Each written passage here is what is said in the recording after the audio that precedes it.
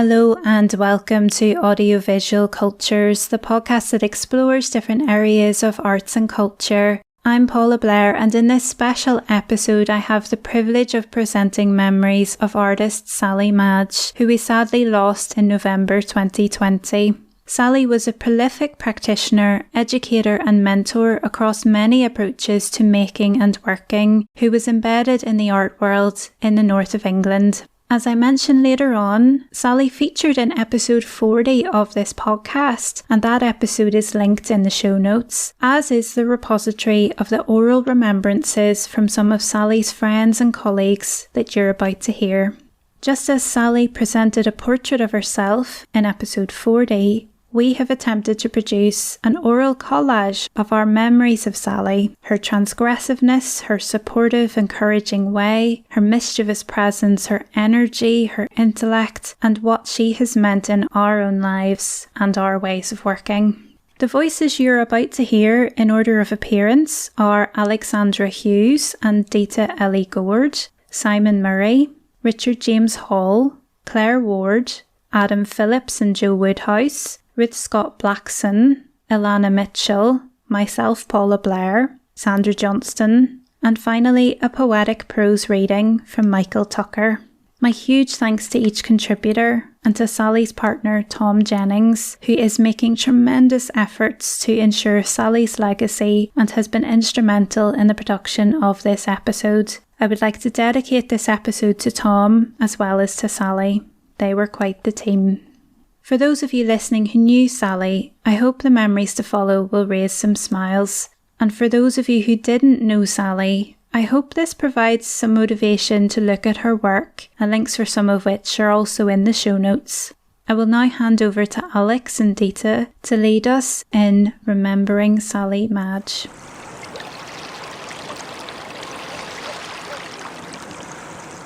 Birds. Shelter. Wind. Windswept. Hair. Homely. Energy. Curious. Open. Invitation. Hands. Questions. Curiosities. Collections. Discoveries. Exploration. Discerning. Whims. Eyes that really ask you for the truth.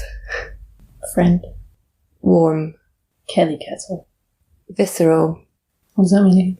Tactile and expressive. Play. Fire.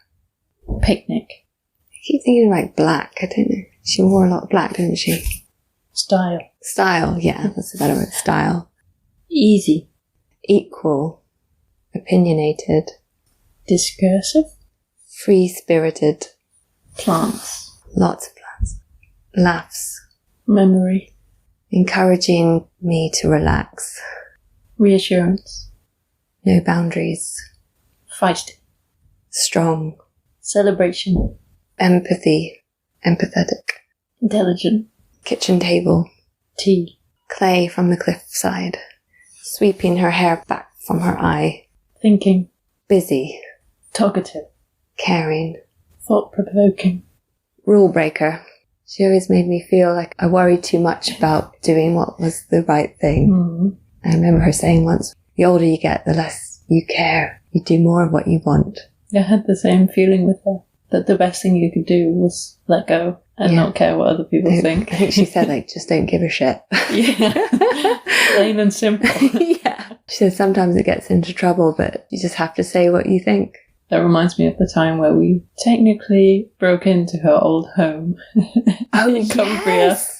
Wasn't it the one like remaining house like on a estate that had been boarded up or something? Exactly. And we climbed over the fence and then we met a local person and of course Sally talked her way out of it. Just charmed her way. Yeah. Yes, I remember her telling me that story. You know, was rightly saying she had every right to be there.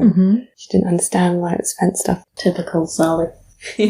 When I think of her, it's a sort of way of thinking about her as reminding me to not worry so much or to overthink things, but just to do what I feel I want to do, which sometimes can be harder than it sounds, to really listen to yourself and just do what you want without thinking about what does it mean or will I be good enough, just to kind of throw that all out the window and just to do it anyway. Yeah. I think that is probably one of the strongest things I'll take from knowing Sally, is to just try and live my life the way I want to, the way that feels right. And try to kind of not sweat the small stuff in that way or to overthink it.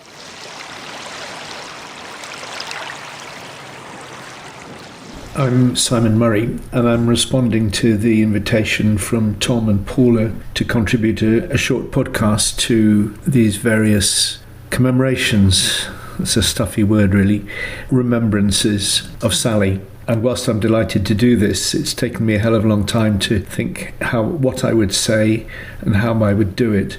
And even now, I've just written a few notes, and I hope this won't be too incoherent. I hope there won't be too many stutterings. My wife, Wendy Kirkup, who knew Sally as well as I did, will be contributing to the Star and Shadow event later in the autumn, so won't be contributing to this particular little podcast. I knew Sally socially in Newcastle, various mutual friends, and our paths crossed in those ways.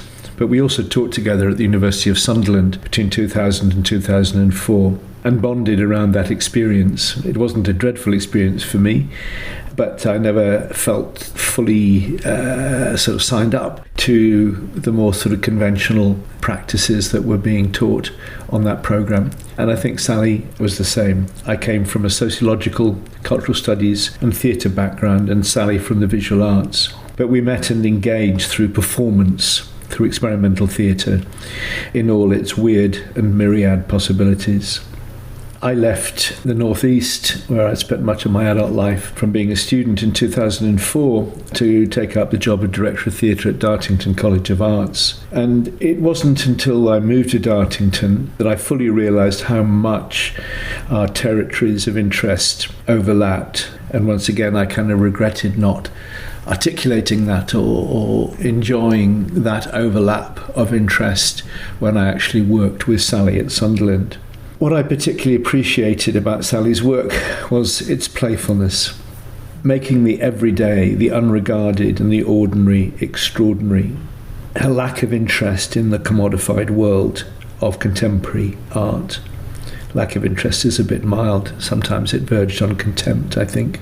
The eclectic range of her practices, her lack of worthiness, preciousness, notwithstanding a strong shared political commitment.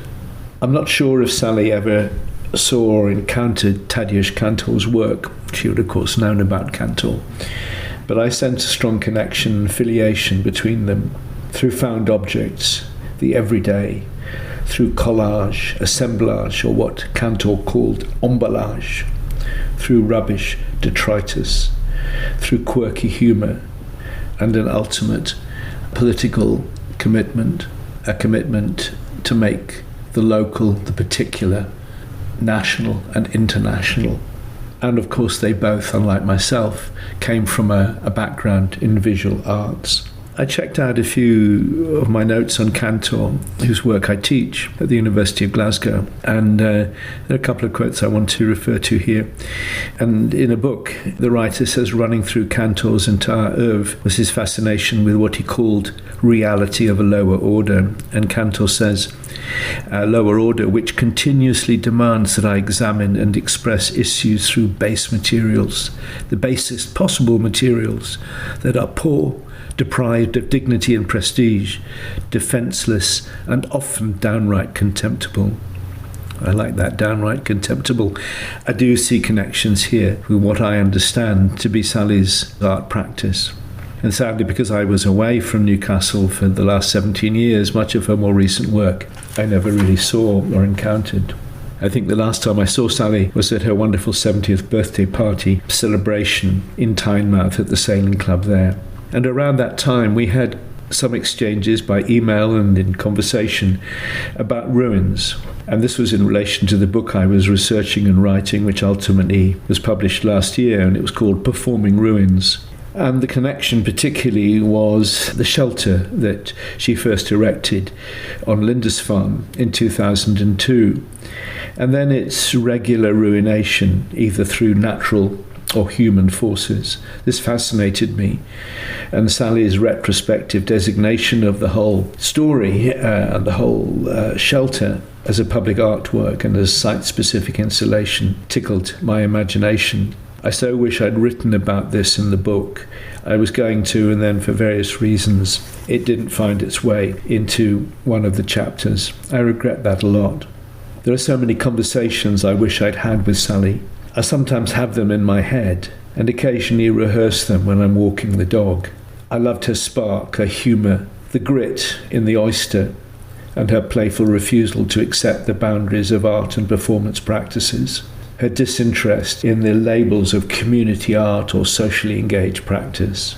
If there were boundaries, they were there to be gleefully transgressed and ignored.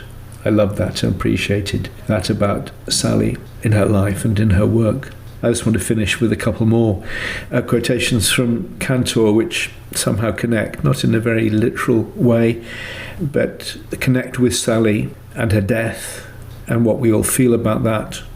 And these two quotes make me think of Sally and where she is now. These were little statements which came from performance work that Cantor had written and performed very close to his own death. And I think he was aware of his impending death because he was an unwell man. And at one point he says, "I'm on stage again. I think I'll never fully and clearly explain this habit to you or to me. Actually, it's not a stage, but a border." And in his final production, I Shall Never Return, which was in 1988, he actually acted as well as being the extraordinarily quirky on-stage director orchestrating and conducting his performers. And this makes me think of Sally and where she might be now. Cantor speaks these lines in I Shall Never Return. "In a moment, I will enter a shabby and disreputable pub. I've been walking to it for a long time, at nights, sleepless. I've been going to a meeting. I don't know with whom, either with phantoms or with people." I think that's all I've got to say. Thanks very much.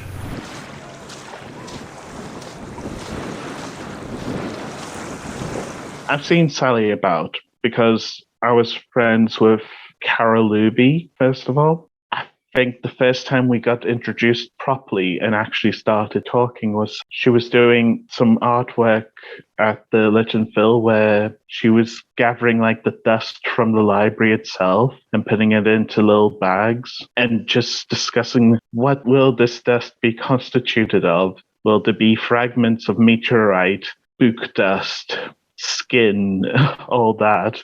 I could tell she was somebody who really thought about the history of things. She put importance on stuff, but she also understood that there was a humor to the mundanity as well. There was power in the things that people didn't often see. And as the years went on, I would see Sally here and there. She was one of those sort of faces and people who you would want to gravitate to and just say hi and just check how they were, talk about what the hell's actually going on. Because I think me and her had a sort of similar respect about the factor of sometimes the art events that we would go to were so fuddy-duddy.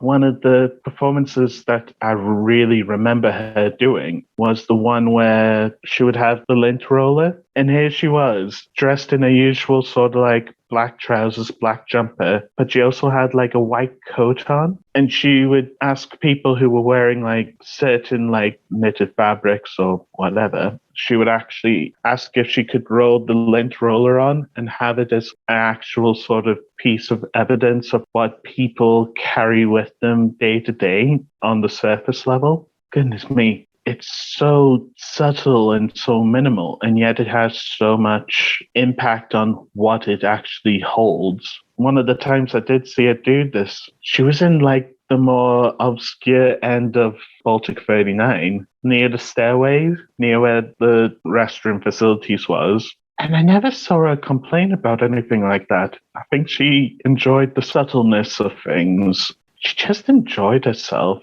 She enjoyed what she did, but if she thought something was crap, she would just say it was crap.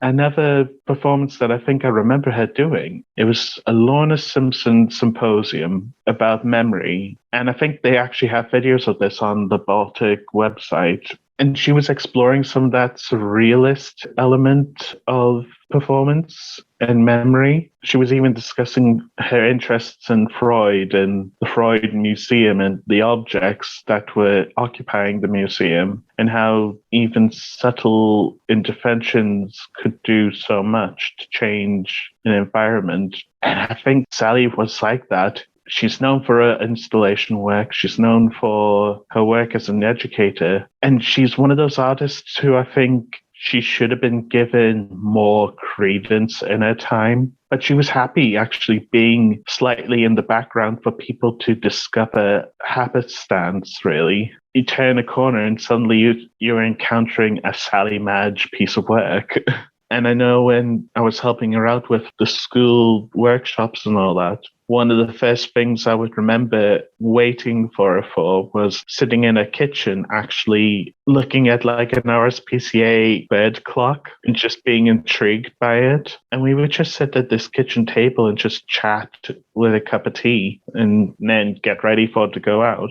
Sally was the type of person who, if you knew somebody probably knew Sally.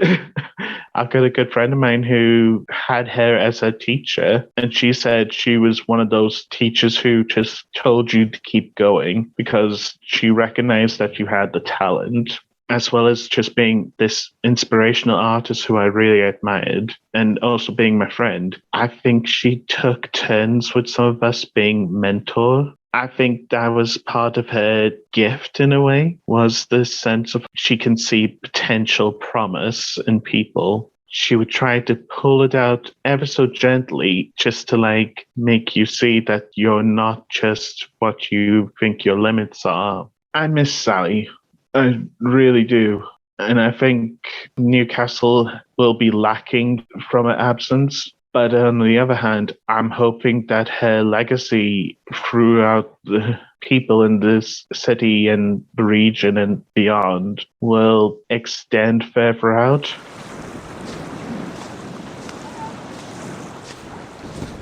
Hello, I'm Claire. I guess I'm a multimedia artist nowadays, living in Whitby. But I lived in Newcastle and focused on live art for a long time. I knew Sally for about 18 years. When I met her, I'd just started on the MA in Fine Art at Sunderland Uni, and because I was interested in live art, they arranged for her to be my personal tutor, even though she was actually teaching on the Performing Arts degree course, not the MA. I have a very clear memory of the first second I saw her, striding through the doors to the studios, towards me, with that mischievous glint in her eye, and her hand outstretched, saying, "You must be Claire," and I instantly thought, it's an older version of me. But then as I got to know her, I got to know she was only someone you could ever aspire to be like. She had so much energy and lust for life. I think sometimes when you meet someone, you can recognise something in them before you even know them that may be very similar to something in yourself. I think myself and Sally had very similar ways of thinking about things in life, and each approached our own work, processing ideas in a very similar manner, even if the results came out very differently. I remember conversations with both of us agreeing that neither of us ever get very shocked by anything we see in the art world easily. We once went to see Cirque du Soleil together in Newcastle Stadium. There was a lot of anticipation as the tickets were expensive, so we saved and then went. It was great. It was everything you'd think it would be. It was Cirque du Soleil. But what was funny was we both sat there, and while we did notice what was going on the stage, of course, but we were both a lot more interested in how they'd rigged the lighting, or how they'd done that effect, or built that set, etc. We were both a lot more interested in what was going on off stage rather than on, and sat discussing it all the way through the show. I think Sally probably had a bigger influence on my creative life than I will ever really be aware of, and I don't think she'll ever really stop influencing me. I was in a particularly tricky situation with the gallery recently, where I found myself thinking, what would Sally say? Which helped me respond in a manner I ended up feeling quite proud of. The last time I saw her, sometime in December 2019, I was over in Newcastle for a few days. So as usual, we had a catch-up session in a kitchen, then went downstairs to her studio, as she wanted to show me what she'd been working on, which was her flags. It was always fascinating going into Sally's studio, as there was all sorts of stuff everywhere, and so many ideas all over. She's the only person I've known that it was normal for her to always have a freezer drawer full of dead birds. And actually, I'd been collecting animal teeth for her, though I never have identified what kind of animal they're from, that I'd been finding through the lockdowns while on walks on the riverbed near where I live. But when she explained what she'd been making the flags from, scraps of fabric that had washed up on the beach, and thinking about the process of making them and what that involved exactly, it just made my head explode. I've been interested in recycling in my own work for a long time, but when she told me about what she'd been doing, I realised she'd just taken it to a whole other level completely. I was, and still am, in awe of the whole idea. And I couldn't have asked for a better tutor on the MA. She was always there whenever I needed to chat about work, or life. I didn't find out for years, until it came out accidentally in conversation with her one day, that she had tutored me for the entire year of the course in her spare time, for free. I think that alone shows how much of a special person she was. And I've always felt I couldn't thank her enough for that. And when I asked her why, she just said she was interested in what I was doing, as it was a lot closer to her own work than anything on the performing arts degree. I used to gate crash her classes over on the degree course, sitting in with her students. And I think she probably got the best performances out of me that I've ever done in those classes. They broke the mould when they made Sal, and I miss her.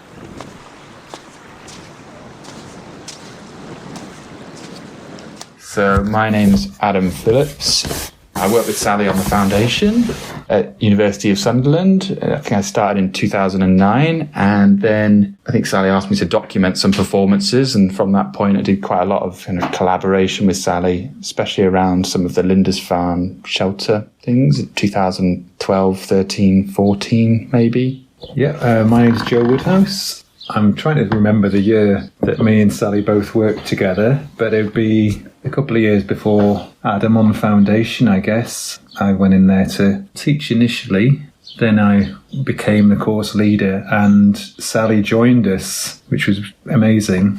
It worked out really well for a very good period of time.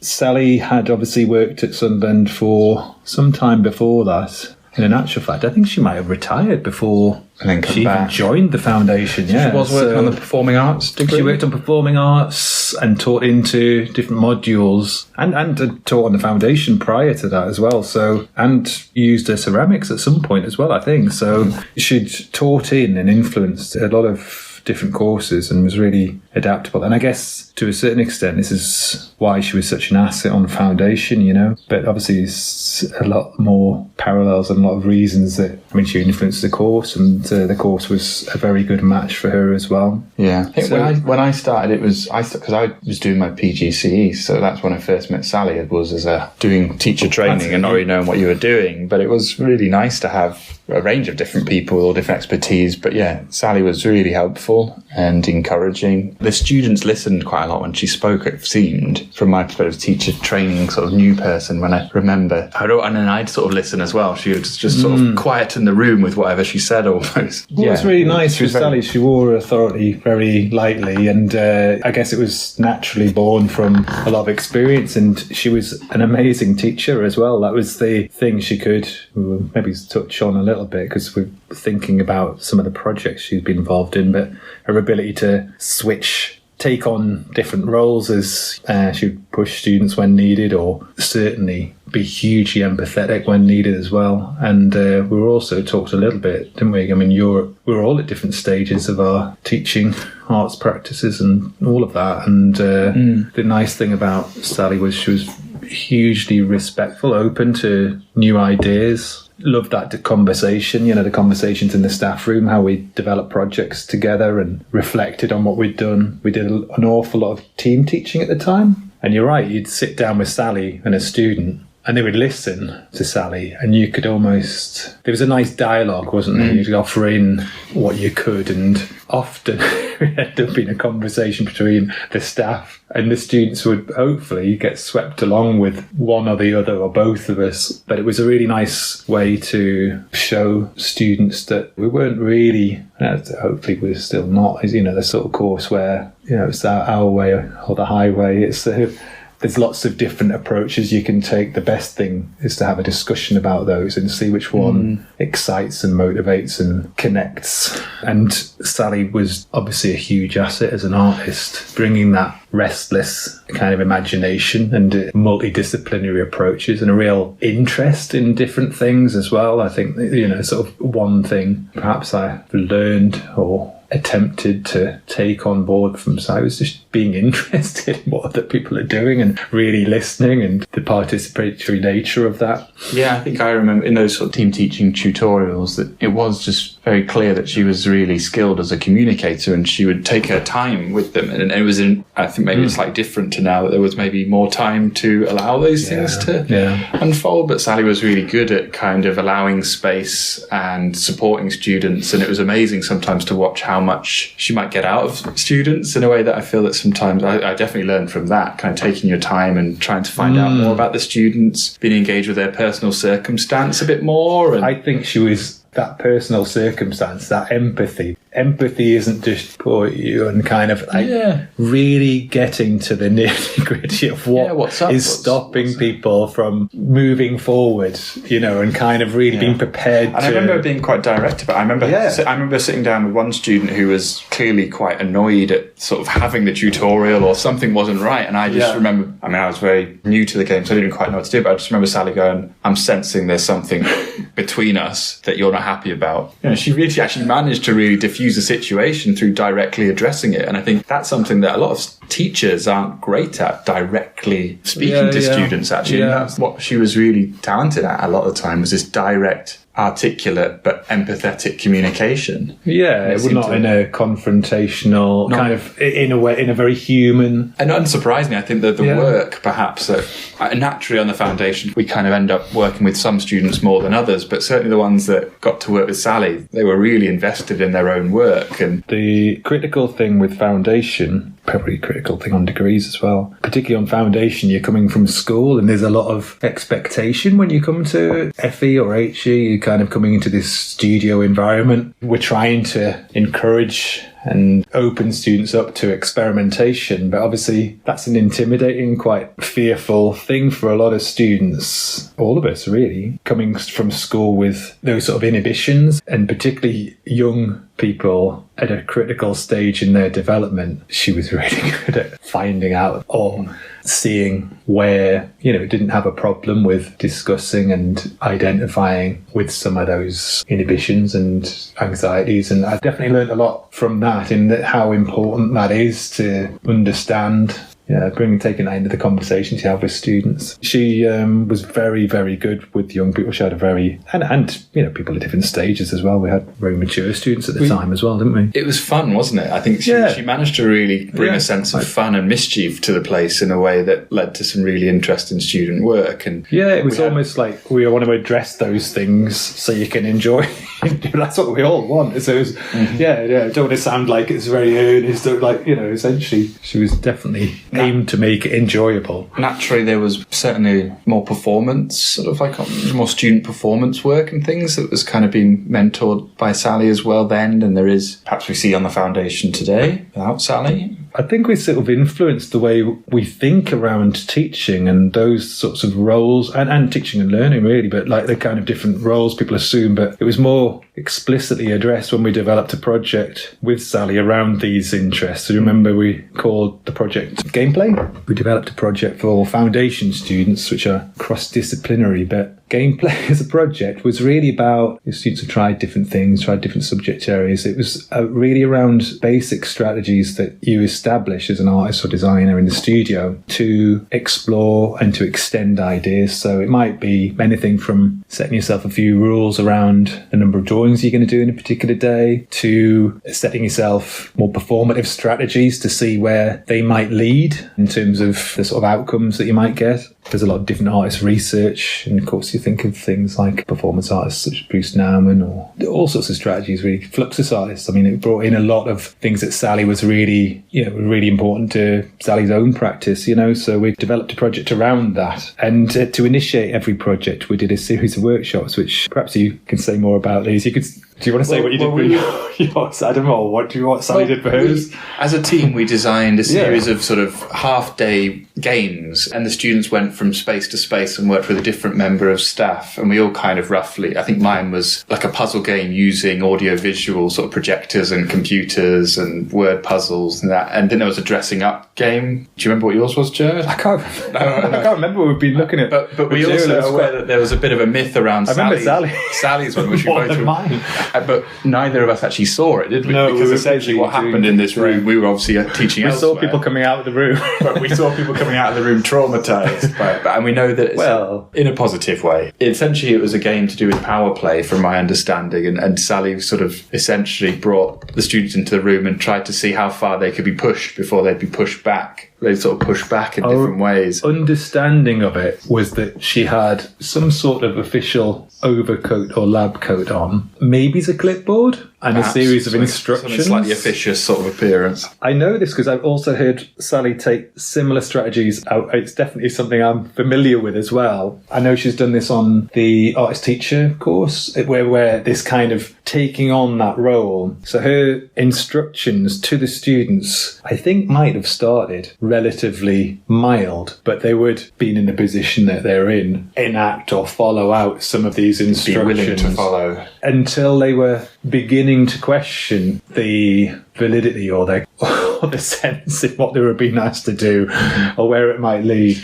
Or even perhaps the direct sort of way that Sally was forcing them to do it or addressing them. She could be very strict. You know, she had a really very, and she would also take things quite far. I think she was really encouraging students as ever, to question authority, question the rules that were being.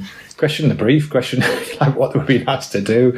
I think there was a series of activities, of course, which were, in one way supposed to make them think about gameplay, and we write down that might include the roles within society or the power play that goes on more broadly. Who holds the power? Yeah, it was a really inventive way of encouraging that kind of reflection and those kind of strategies as well. We just looked at the work from gameplay. Like you say, there were students who were hugely invested in the work as a result, but also the amount of students with performance, fine artists, graphic designers, even shooting short videos of, the Will Crosses was there with a kind of rat's head in a business suit, wasn't he? Like a kind of really interesting, actually, really, really interesting pieces of work as a result of that kind of maybe owe a lot to this kind of thinking and the strategies that some of the workshops there. I think Sally also did the slideshows for that project as one of the ideas, and I think it certainly brought a lot of, as you say, sort of Fluxus, Haley Newman, and do you remember? I mean, anti-establishment, and a piece of work that stands out for me is Sally's work around the Fluxus show at Baltic. On the one hand, you've got her taking on the role of this authoritative role within a teaching context, and I remember taking students down to the Fluxus show, and there was a lot of obviously museological displays of Fluxus works, and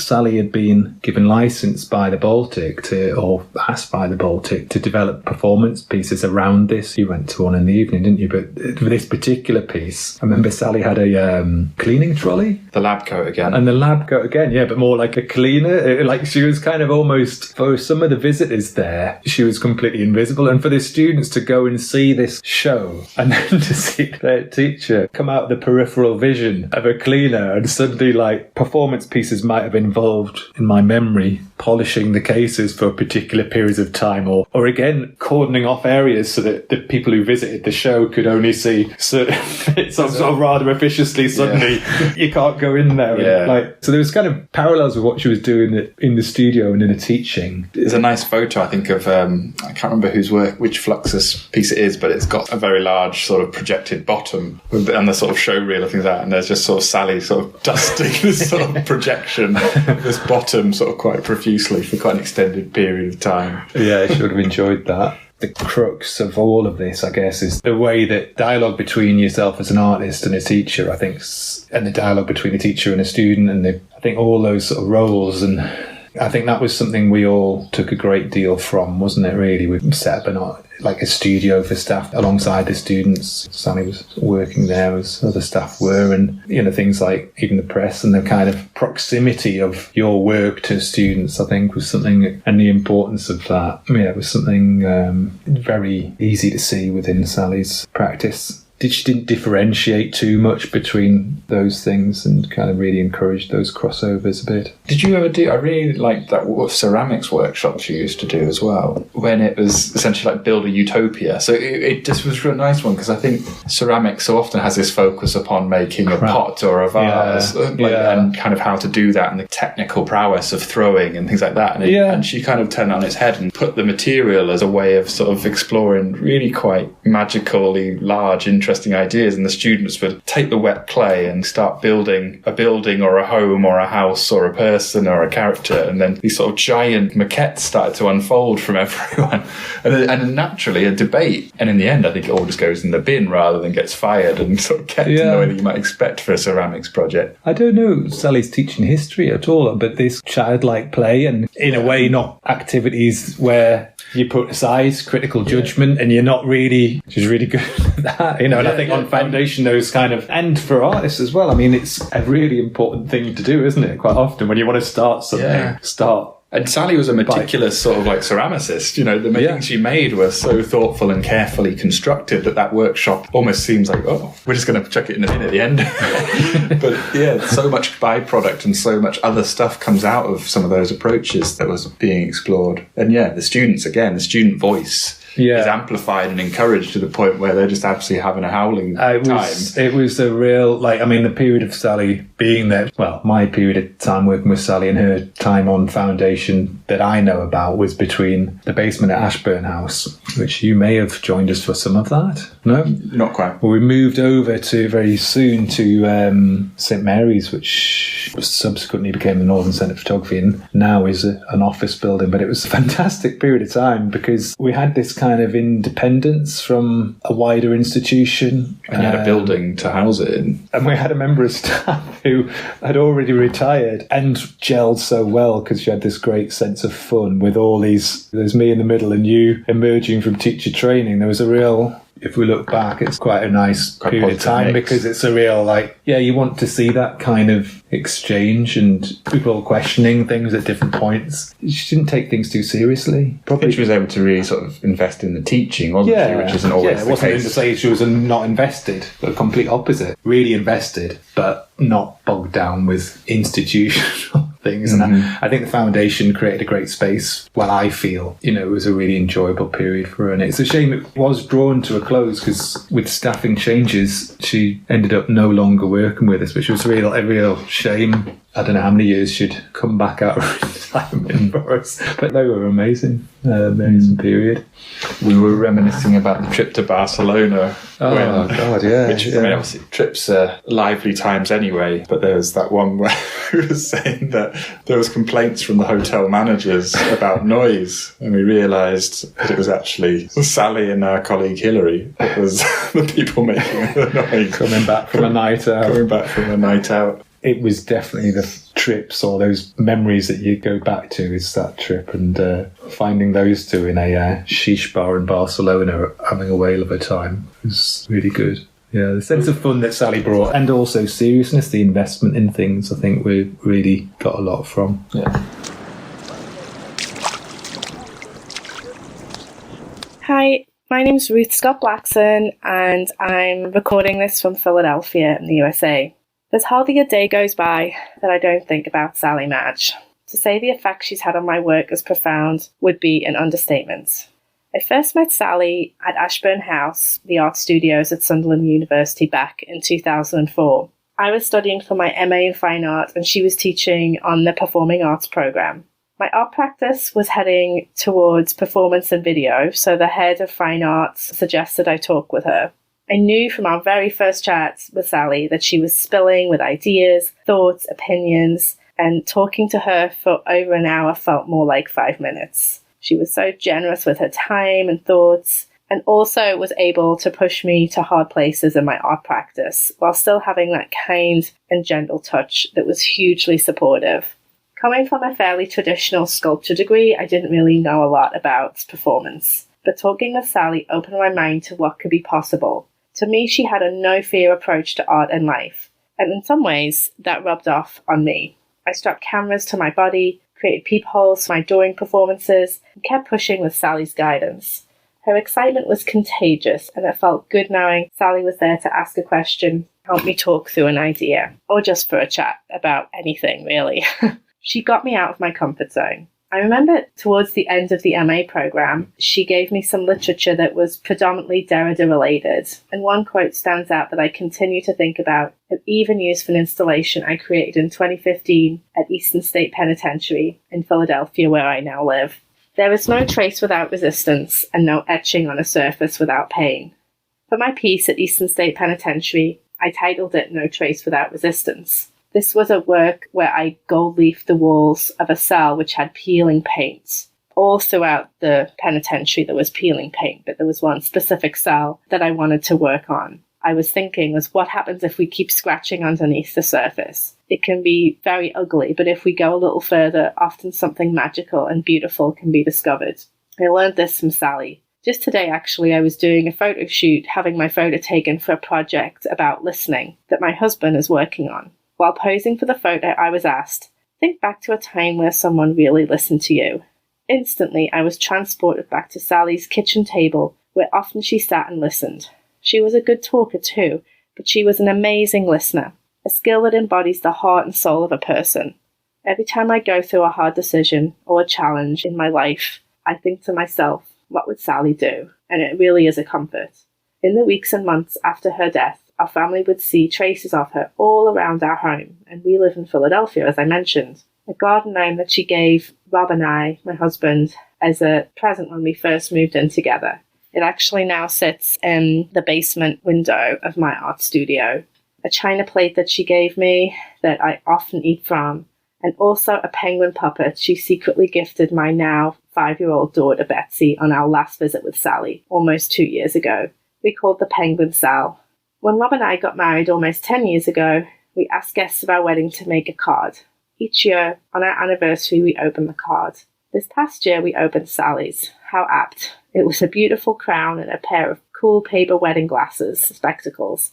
One of my fondest memories from that day is watching Sally dance. She was really ripping up the dance floor. It was amazing to see. When I think back again to talking at her kitchen table, I think of her hands. It's actually one of the first things my husband Rob and I talked about following her passing. These amazing hands that made, loved, listened, and embodied everything that is Sally. She was always brimming with ideas. In some ways, I was envious that she had so many ideas. It was really hard to keep track of everything that she was working on. It was just so inspiring. I've lived in Philadelphia now for the past 10 years, and just before moving here, I embarked on a project where I asked friends to write a memory that was dear to them. I actually recently came across Sally's memory. It's written on some lined paper in her handwriting, so I'm going to just read it out. As a child, not sure how old I am, playing doctors and nurses, giving my dolls injections, holding my mother's darning needle over a lighted gas ring until it is red hot, then carefully pushing it into the doll's upper arm. I feel a great sense of satisfaction as the hot needle slides effortlessly through the plastic and on withdrawal leaves a small blackened hole. Following this operation, I apply a sticking plaster stolen from the bathroom medicine cabinet. I finish the procedure by tucking up my doll, comforting her and rocking her to sleep. I feel very grown up and efficient. This doll has many holes in her arms from many games of doctors and nurses. Sally wrote this on the 3rd of May 2011. And as I mentioned, it's her handwriting, so it's a very precious piece of paper to me. I don't really need to say any more about that. It's got Sally written all over it, and we can see from a young age that inquisitiveness and that intense curiosity. More recently, I've actually picked up this project again. I've really been thinking about it a lot, about memory and how we can preserve memory. And my daughter, Betsy, who's 5, asks me many questions about life, but also many questions about death. It's very age appropriate, but some of these conversations really take my breath away. She describes dying as being in the stone. It's such a visceral image that it's really hard to erase that from one's mind, and I think Sally would have loved it. And I often think about her shelter project and the stone and earth and the land and all the elements that go with that. It really felt necessary to start this project up again, how we take our memories with us to the stone. And with this project, I'm really attempting to preserve some of these memories. You know, when I have ideas like this, I truly miss being able to drop Sally an email telling her my plans. Her encouragement and support are always whispering in my ear from afar, or maybe not that far away. The garden gnomes always looking down on me from the basement window. The last time I saw Sally was over 2 years ago. I was visiting the UK to attend my brother's wedding. As always, I dropped by to see Sally, and she made myself and my 2 young daughters a delicious lunch. Betsy had just turned 3 and Elly was only 4 months old. Sally made her infamous frog soup, and to my surprise, my daughter, who was 3 at the time, slurped up every last drop. She was so good with my girls, and I'm so happy and thrilled that she got to meet them, and they got to meet her.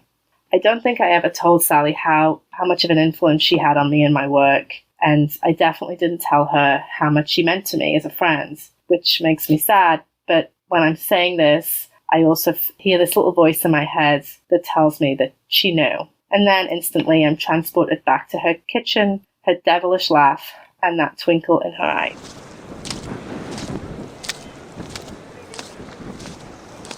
I'm Ilana Mitchell, and I'm an artist and person who makes art things happen with other people. And I've been doing that in Newcastle for 20 years or so. So I've lived in Newcastle since 98. So I went to Newcastle Uni, did my degree, graduated in 2002, never left until the pandemic. And I first knew Sally reasonably soon after I graduated. There was a platform for live art that was a regional platform that she was one of the people who was the group that set it up. And I was in the first one and then took on running it after that. And she was one of the people on the steering group. So I've known her since then, but it was definitely one of the things where I was literally like the most green recent, like I'd literally left uni the year before and took on this thing because I was like, yeah, I'll do it, not knowing what I was doing. And it was such an amazing team of people who just really supported that and was like, yeah, get on with it. I mean, like, were totally with me. It was, you know, a huge learning experience, but I never felt with her or with any of them like I was some kind of junior. I always felt like an equal, which was just amazing to be like, I've just left uni. We all don't know each other, but we're all just into art and have enthusiasm for this thing and are therefore on a par. It was just incredible and so generous and so warm. So my gerbil, she was called Willow, and in the piece that Sally made, she was anonymous. I think, yes, it does say, it says it in the article. Artist enlists aid of gerbil. On The Guardian it says, the pet remains nameless because it does not belong to Madge, but it is staying at her home to create its masterpiece. Anyway, I just find it really funny that this idea that my gerbil was anonymised, because that might give away too much personal information somehow. If the gerbil had been named in The Guardian, then someone might be able to track us down. Gerbils chew things all the time because they have teeth that never stop growing, so they need constantly to chew. I used to give her the inside of a toilet roll, you know, the cardboard tubes, and she would cut them, and it was really cute. I used to find it really cute because she would sort of do it side to side, and then the pieces that were left always were like a little smile shape. She would, you know, because she wasn't eating them, just, and then they would sort of, those then become a bit sort of nest material type thing. So they're desert animals, so they should live in a tank, not a cage, though I didn't properly know that at the time, and she was in a cage. And also gerbils, you should really have them in pairs, you know, they're more social. I always felt a bit sad for her that she was lived on her own in that little cage. Obviously she came out of the cage as well, but still.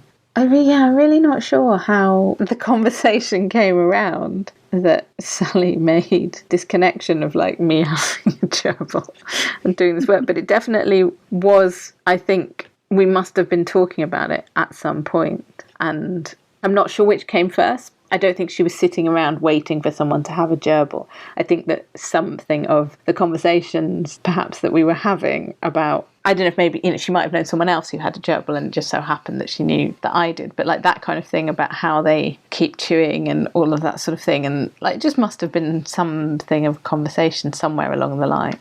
I quite like that part of this, and this is me making it up and it's how I feel about it, but I'm not sure, I don't remember. But there's some element of it that was, we will have been talking at some point, and I will have been talking about having a gerbil and something about that, which had nothing to do with art, nothing. And then this idea came out of that, and that's really nice. Or it's nice to think that that's how it happened. So the book, it was a very specific book that Sally chose that was called The New Illustrated Universal Reference Book of 1933.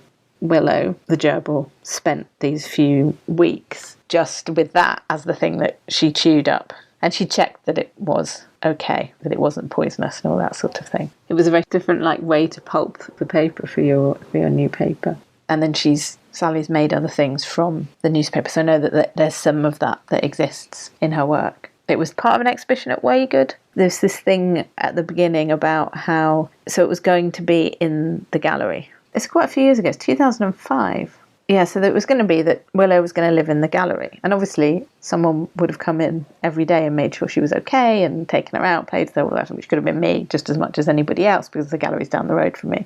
So it wasn't unkind, and it didn't feel like, in many ways, knowing what that space was like at the time, it didn't feel that different to her being in my house. I mean, she's still in a cage, she's still not... I don't know, it didn't feel terrible. But we preemptively, or the gallery preemptively, spoke to the RSPCA about whether it would be cruel to do that. And they advised that it probably would be. And it was one of those things that's probably like, somebody would have said, it's so cruel, they've got a gerbil doing art, not just being a gerbil. I don't think it's particularly nice to keep them in cages. So even though I had her, it was just a funny situation. But anyway, the RSPCA said, yeah, probably don't do that. So instead, Sally had her at her house. So she lived with Sally for those few weeks of the exhibition. And they did I presume it was a live stream, which sounds like something that sounds like so simple. But, 2005 was probably a little bit more complicated. Like, not massively, I don't suppose. But so it was streamed into the gallery. So the gallery had a video of the gerbil making this nest. Yeah, and it made The Guardian. It wasn't front page news, but it was in the paper. It definitely was in the paper. What does it say? So there's a quote from, I'm just reading from the article now. It said, the 72-year-old book, so the book is an old book, original editor boasted that the book enables the reader to have a mine of information at their fingertips. The gerbil is mining sections from the encyclopedia to make its nest. I'm sure if Sally was here, she would talk more eloquently about that book and everything to do with it. I don't know very much off the top of my head about the New Illustrated Universal Reference Book from 1933, but it sounds fascinating. And I'm sure it is useful for universal references. It's quite an amazing book. General knowledge, gazetteer, sports, cookery, pets, handyman, and much more. I don't know what that means. I'm just reading from what someone's described it as on a second-hand bookshop. It's funny, it's one of these works that I don't feel like I'm necessarily not that anyone needs to be an authority on it, but what I remember about it is to do with my gerbil rather than to do with all of the reasons, which I should know, but it's quite a long time ago now when I think about it. Willow, I didn't have her for that long. They don't live for very long. So it makes sense that it wasn't much later than 2005. I think she didn't live much longer than that. So it's this funny way of being connected through friendship and conversation, and then this sort of memories and blending people things and everyone helping each other out, which is just such a lovely way that I think things work in Newcastle a lot. And that I think a lot of the best things and the best bits of the art world are how things happen through conversations and friendships and that sort of evolution. And, Sally, someone who was completely at the heart of that and made my entry into that world really smooth and felt like an equal and like a joyful sharing of ideas and thoughts and pets and whatever else you had to make things. And I think that's what's so great about our city and our community. I remember having this conversation with her about her thinking about making new work, and she hadn't made work for a really long time. And then she had this drive to make new work, which is from about this sort of time. And I feel like because I was doing this platform, which was about younger artists, and kind of we were having this conversation about, that anyone can be making new work. It wasn't just all about being young in age. It was just about coming back to it or newly making new kinds of work or doing performance, which I think she maybe hadn't been doing in that active way. I remember talking about this. So I think, so it was a sort of interesting time, maybe a bit different to sort of things that she's been doing more recently that maybe are more fresh, because I'm talking about conversations that they're like bits of conversations that I remember, but there were these really nice moments of her talking about doing activism and how that was like performance, and that coming together of these things that she used to do and things that she was thinking about doing, and some of that being a confidence to do that and a shift of, oh, I could do this. It was a really interesting bit of time. So obviously, like, I was developing whatever I was doing at the same time, but it felt really like, which Sally was really supportive of and was part of like a group, but there was definitely a sort of mutuality and a kind of her in seeing new work being made and supporting students through when she was working at Sunderland, and she invited me to do a bit of teaching with some of them, and so I saw her doing that, and sort of her inspiring younger people, whether students or like me or other people we were working with, and then also seeing that that was something she could do and finding new ways of making work. So it was really exciting to see and be part of and kind of connect to that.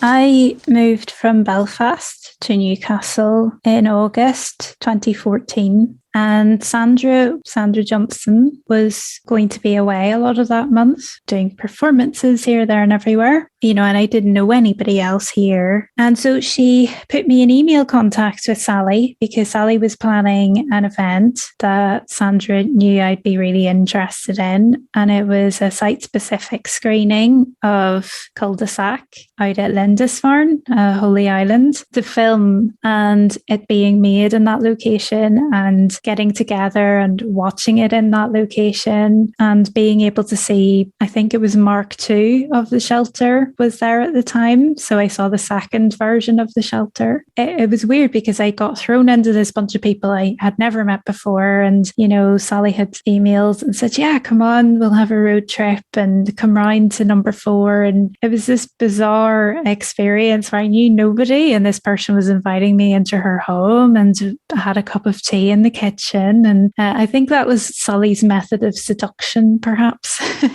getting us in that kitchen with a cup of tea. Sat there for a bit, had a chat, and then packed up the car and headed up there. So can't remember what we talked about. I was in a daze, and it was years ago. So I think we were just getting to know each other a little bit, and had the most wonderful evening. And I was very stressed and anxious because I didn't know anyone and I'd never been there before. And it was the darkest night I'd ever seen, because I'm a city slicker and there's no lights at all out there when it gets dark. But it was one of those where you knew you were part of something special, and the experience has always stayed with me. And I had taken loads of photos, as you do, and Sally was quite keen to get copies of the photos. So I put them on a CD for her, and she was very keen to have me come round to the house again. And I was working at Newcastle University, so it was on her doorstep. I had no excuse. I was right across the road anyway, so I had to go around for another cup of tea and give her this CD of the photos and stuff. Yeah, we just kept in touch. And over that year, because I was contracted at Newcastle for 11 months, Sandra partly organised a drafting event at Northumbria in Baltic 39. And that was where Sally did Landscope, where she was rubbing us all with the lint roller.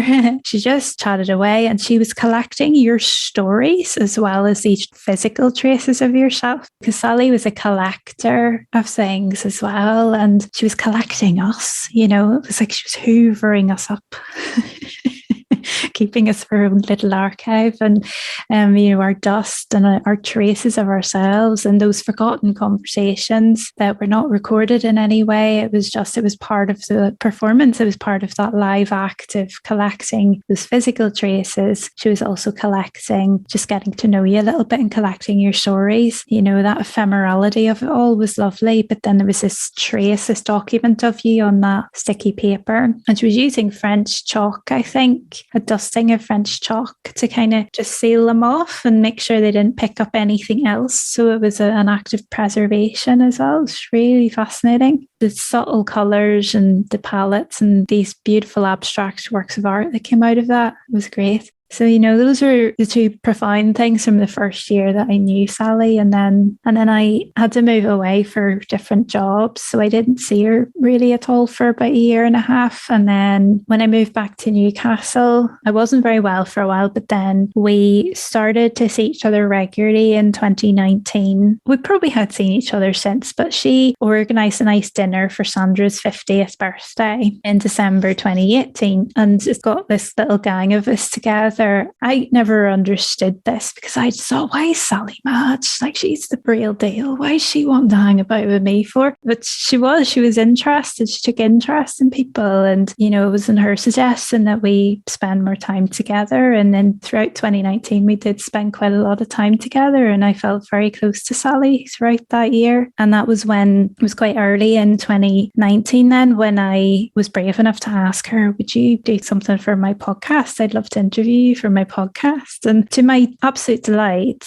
not only did she consent to that, but she said, could I do something different? Could I maybe just reflect on my whole career? And she wrote this beautiful reflective essay that she read out, and then we had chats. And so that was the shape of it. I just remember the experience again. We recorded it in the kitchen in number 4. I just remember that tranquil feeling of sitting there. All I had to do was monitor the recording, make sure she was fine, reassure her a lot because she wasn't confident about it and she didn't like what she'd written. And I'm sitting there going, it's beautiful. It's the most beautiful thing I've ever heard.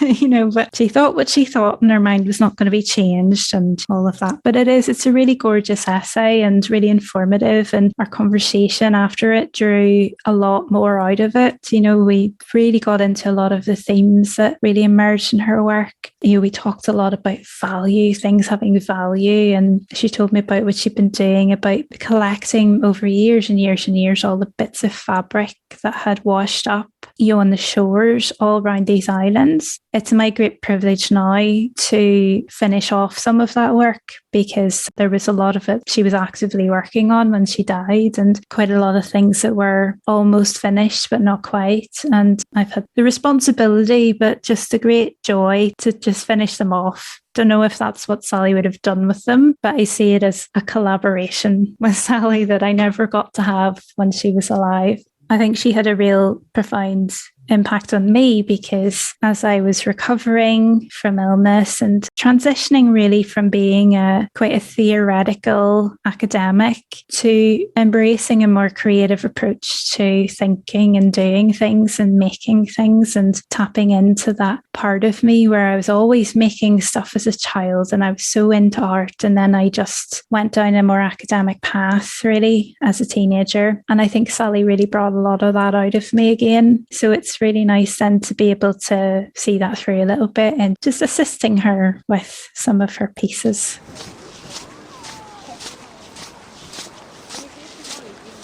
So I'm Sandra Johnston. I'm an artist.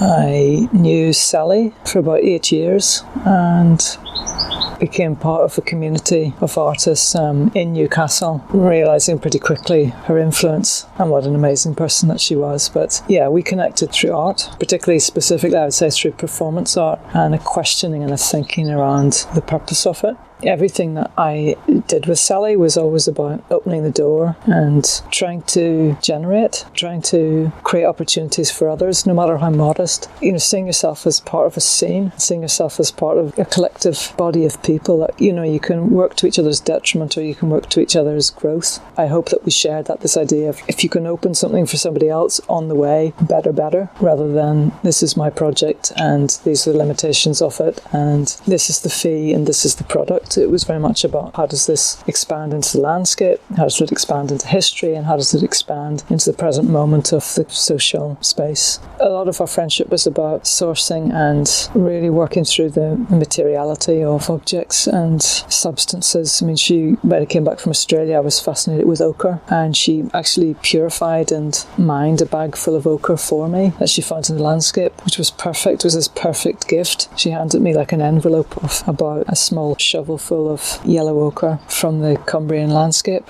And it was that interesting thing of like me having ochre from Australia and also ochre that I'd bought in the art shop, probably produced in France. And then she handed me, because she saw a seam. When she was walking through the landscape, she was always finding like bird skeletons, animal skeletons, but also she made necklaces out of rabbit dung. She made all sorts of things out of foraging. The fact that she spotted a seam of yellow ochre in the middle of a coastal landscape, you know, was just typically Sally, to mine it and to bring it back. And we talked a lot about that particularity and really then how as an artist you handle materials, whether you're converting them into something else as a sculpture process. As an artist, the conversations with Sally were so rich because we were both very excited to talk for hours about the distinctions between things, and I suppose in a way what makes something art or not art, because there's also that line between art and life that we were both interested in.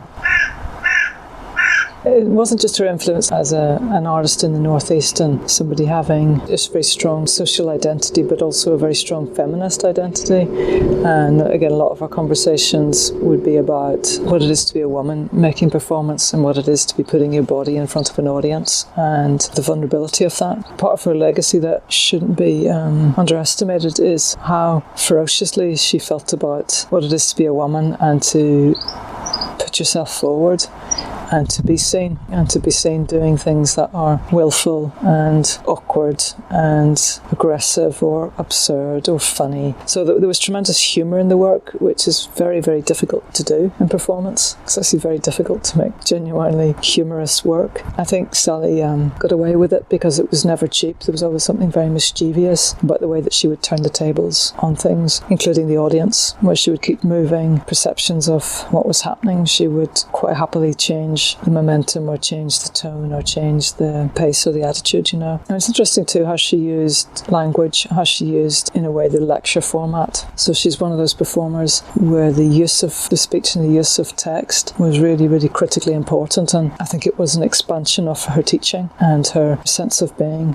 pedagogically motivated, that when she was performing she was also informing, but in a way also creating productive misinformation, that she would see performance as a platform to play with ideas and play with people's prejudices or certainties. I very much like the way she used physicality and really precise actions, but in conjunction with writing and the way that she delivered text, to the way that she spoke. When she was reading a text that she'd written, there was formality, but then she would drift into informality and chat with the audience and then sort of steer it back. As I say, these shifts in mood and how she would work through a body of material, which is also something that we have in common, how to not overly choreograph, but how to work with a number of things and put them into motion simultaneously, and the chaos of that. How long you can keep each one of those ideas, including those physical ideas, how long you can keep them alive for, and what happens when they collide, or what happens when they diminish and you have to leave them behind. I feel there was a very, very strong link between Sally the performer and Sally the researcher and academic, and that desire to inspire people through ideas. And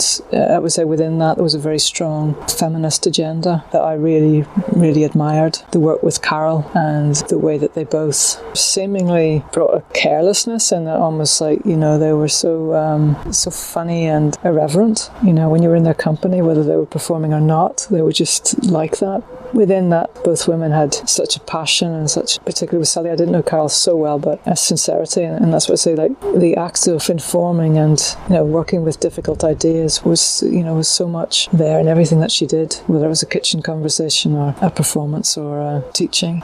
And also I think the way that she was with children, the way that she brought, what I mean by irreverence too is a childishness, but not in the way of quasi-childish, which I find really obnoxious and horrible when I see it in art, but when somebody is genuinely working with a spirit of innocence and invention. And that's why I say there's something gleeful about the way that she would put things in motion, not really sure which way they would come together. I think that excitement was really tangible when you watched her, and a lack of pretension. I think that's what I meant about the innocence that she had, and that mischievousness and playfulness, that when you don't know what the test is going to achieve, but you throw yourself into it 100%, then there is the accident. That is the beautiful thing. So I think what both Sally and I were fascinated with was how to keep art spontaneous, and understanding that if you don't keep this level of spontaneity within it, that it loses some of its life. So I think she was interested in where's the spark, talking with her, and that's why I say problem solving and having a creative relationship with her. And I know that she did this for many, many, many people. This is the thing that, Sally was a mentor and a huge creative support and inspiration for so many people, because she was well capable of putting the elbow in or giving you that that extra sort of nudge of like, why are you holding back? Why don't you do it? You know, why don't you just do that idea? That's a fantastic idea. What's holding you back? Make a phone call. And I think there's a lack of people like that who, you know, as I said earlier, just want good things to happen. I think many artists are afraid of other people making good art. You know, there's a sort of jealousy around it. But what I loved about Sally was it's like, well, there can never be enough good art. It's not possible. So why wouldn't you engage in some humble way with there being more good art?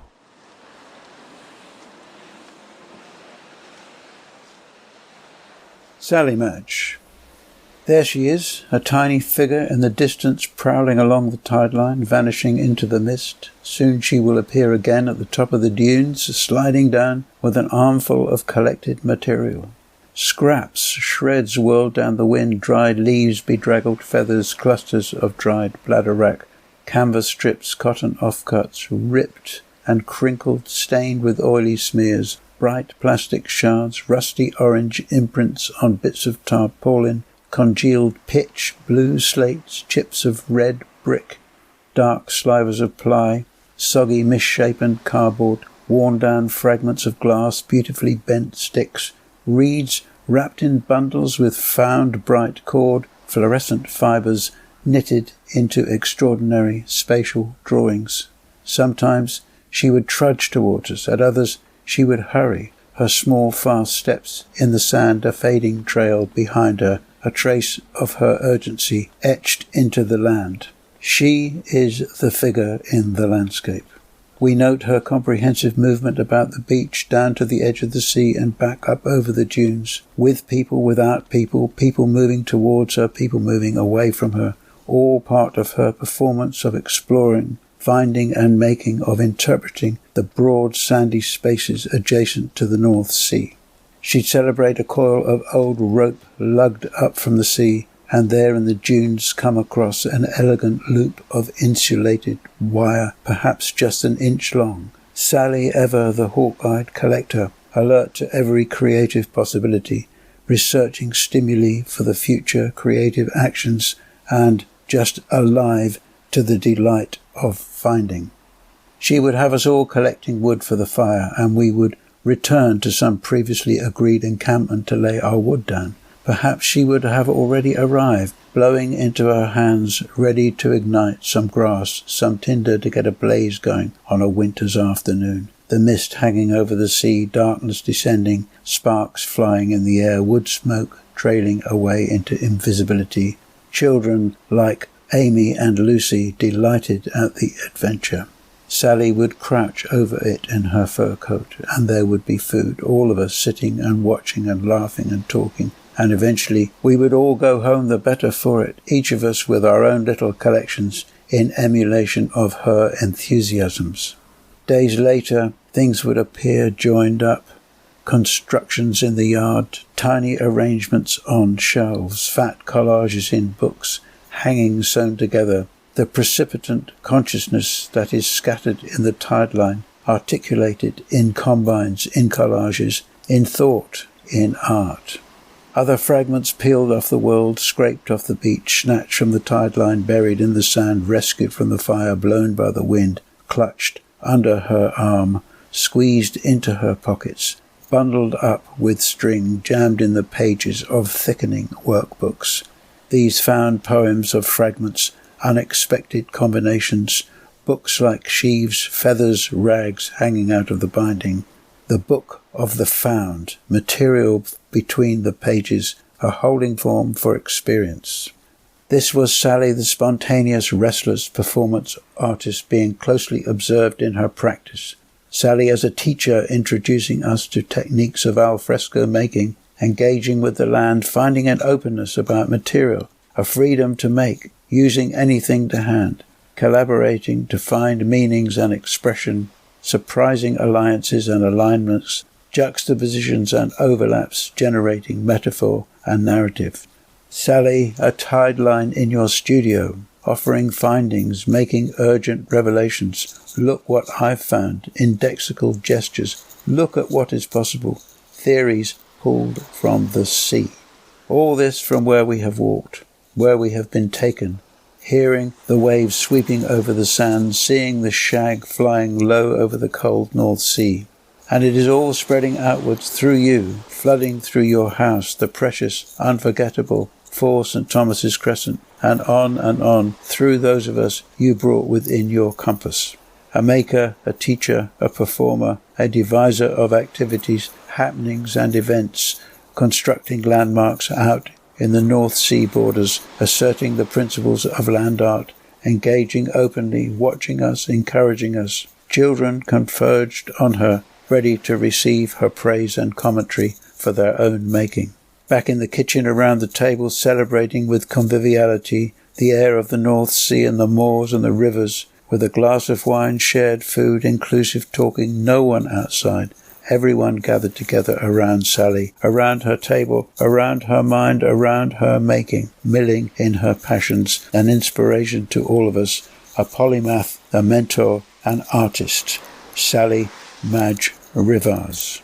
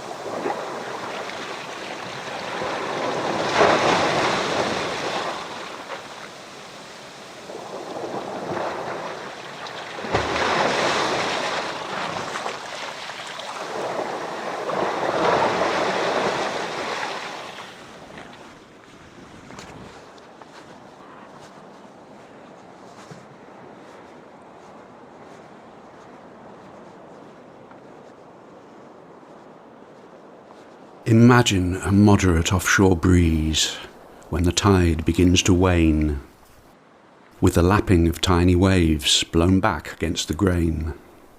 Pebbles in the sand crackle as they shift this way and that, while you stroll along the shoreline with Sally, chewing the North Sea fat.